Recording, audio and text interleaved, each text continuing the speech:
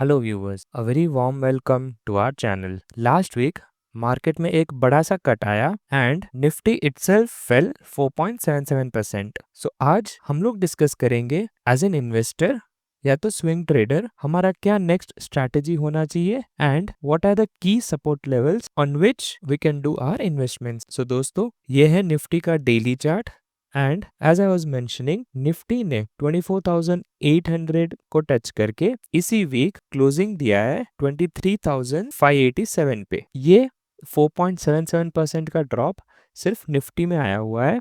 Majority of the indices ये पूरे हफ्ते नेगेटिव्स में क्लोज हुए हैं। So as an long term investor और as a short term investor हमारा क्या स्ट्रैटेजी होना चाहिए? शॉर्ट टर्म या तो स्विंग ट्रेडर्स के बहुत सारे स्टॉप लॉसेस ट्रिगर हुए होंगे because of the drop that we had witnessed in Nifty and all other indices. दोस्तों, इसमें कोई दिक्कत नहीं है, स्टॉप लॉसेस ट्रिगर हो रहे हैं, खुशी खुशी स्टॉप लॉसेस को एक्सेप्ट करिए and take your exits. So for short term traders अभी उतने अपॉर्चुनिटीज नहीं मिलेंगे एंड दैट्स परफेक्टली फाइन।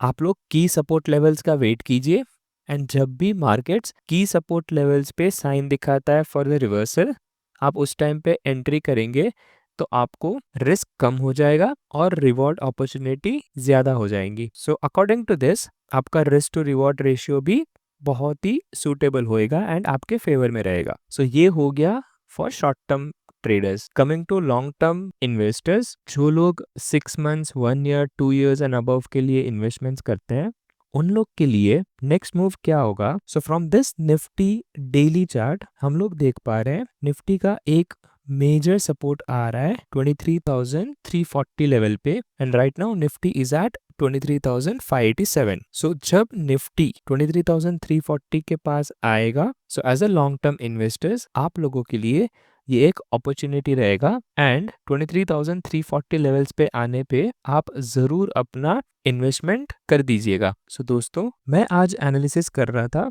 उस टाइम पे मैंने बहुत सारे इंडाइसेस चेक किए। जब मैंने बैंक निफ्टी देखा तो बैंक निफ्टी अपने एक ट्रेंड लाइन को बहुत ही अच्छे से रिस्पेक्ट कर रहा है and right now for this week bank Nifty का क्लोजिंग एग्जैक्टली वो ट्रेंड लाइन के ऊपर क्लोजिंग दिया हुआ है। फ्रॉम हियर अगर बैंक निफ्टी ड्रॉप होता है तो हमें next level 49,982 which is almost 50,000 का लेवल दिख सकता है। Right now bank Nifty is at 50,750। So people who feel bank Nifty यहाँ से अच्छा हो सकता है, उन लोग के लिए अपॉर्चुनिटी होगा कि आप लोग यहाँ से या तो आप बैंक निफ्टी के स्टॉक्स देखिए जहाँ पे आपको अच्छा सा रिस्क टू रिवॉर्ड मिल रहा हो, और एल्स अगर आपको ये सब नहीं चाहिए तो आप बहुत ही सिंपल स्ट्रैटेजी लगा सकते हो। जब भी बैंक निफ्टी अपने की सपोर्ट लेवल्स या तो निफ्टी अपने की सपोर्ट लेवल्स पे आता है तो आप ईटीएफ्स में पैसा लगा दो या तो उन म्यूचुअल फंड स्कीम्स में पैसा लगाओ जिनका बेंचमार्क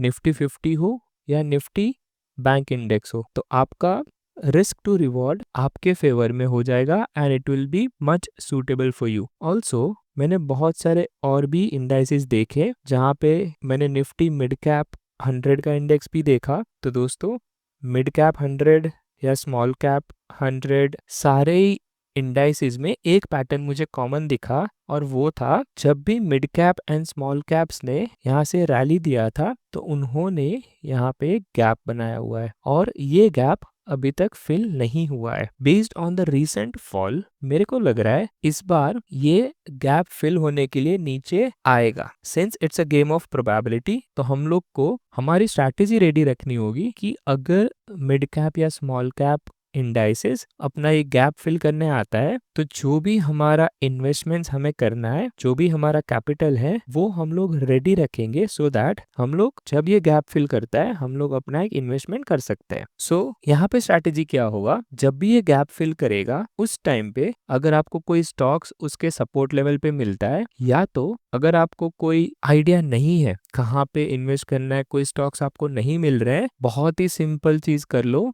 या तो आप ऐसे म्यूचुअल फंड में इन्वेस्ट कर दो जिनका बेंचमार्क मिड कैप 100 हो या small cap related mutual fund schemes हो, और एल्स आपको अगर वो भी नहीं आइडिया है तो भी कोई टेंशन नहीं है, कोई दिक्कत नहीं है। आप लोग सीधा सीधा मिड कैप 100 इंडेक्स का एक ईटीएफ होगा, उसमें आप लोग सीधा इन्वेस्टमेंट कर सकते हो। सो ये हो गया रिगार्डिंग इंडाइसेस जहाँ पे हमें अपॉर्चुनिटी इन फ्यूचर मिल सकता है। राइट नाउ अपॉर्चुनिटीज नहीं है दोस्तों, so for a long term investors I would suggest आप थोड़ा और वेट कर लीजिए। For short term traders as I was mentioning, अगर आपका स्टॉप लॉसेस हिट हो रहा है तो आप रिस्पेक्ट करिए स्टॉप लॉसेस को लेके, आप कैश पे बैठो। अगर आपको कोई ट्रेड्स नहीं मिल रहा है तो वेट फॉर द अपॉर्चुनिटी जहां पे रिस्क टू रिवॉर्ड आपके फेवरेबल कंडीशंस में हो। व्हाइल एनालाइजिंग आई केम अक्रॉस वन इंडेक्स जो मेरे को अभी भी अच्छा लग रहा है और जो अभी भी फॉल नहीं हुआ है। That index is nothing but Nifty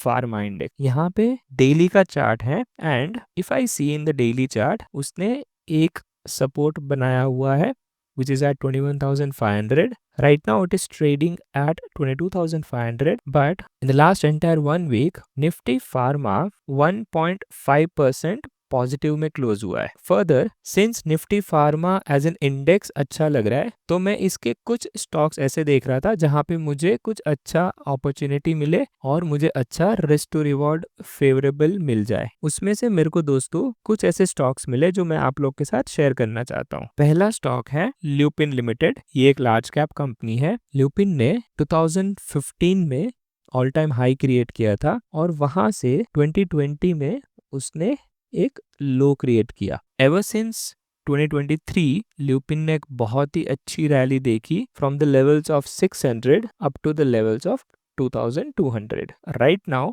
lupin is trading at its previous all time high which was at 2100। दोस्तों यहाँ पे हमारी स्ट्रैटेजी बहुत ही सिंपल, बहुत ही ईजी रहेगी। आप ल्यूपिन में एंट्री ले सकते हैं एंड आपको यहाँ पे क्या करना होगा दोस्तों, ये जो 2000 पे उसने एक स्विंग लो बनाया था उसको आप स्टॉप लॉस लगा दीजिए और अपना प्राइस रेंज मेथड के हिसाब से आप उसका टारगेट निकाल लीजिए। तो मेरा टारगेट आ रहा है 3600, मेरा स्टॉप लॉस बन के आ रहा है 2000 रुपीज और करंट प्राइस चल रहा है 2150। So from here I can see an upside potential of 1500 whereas my risk is only 150 rupees। 1:10 का रिस्क रिवॉर्ड आ रहा है which is very much favorable and बहुत ही रेयरली आपको ऐसे रिस्क टू रिवॉर्ड मिलते हैं। सो ये हो गया मेरा फर्स्ट स्टॉक। और एक स्टॉक जो मुझे मिला था वो था Dishman कार्बो। In the year of 2019 उसको यहाँ पे एक रेजिस्टेंस फेस हो रहा था at the levels of 259।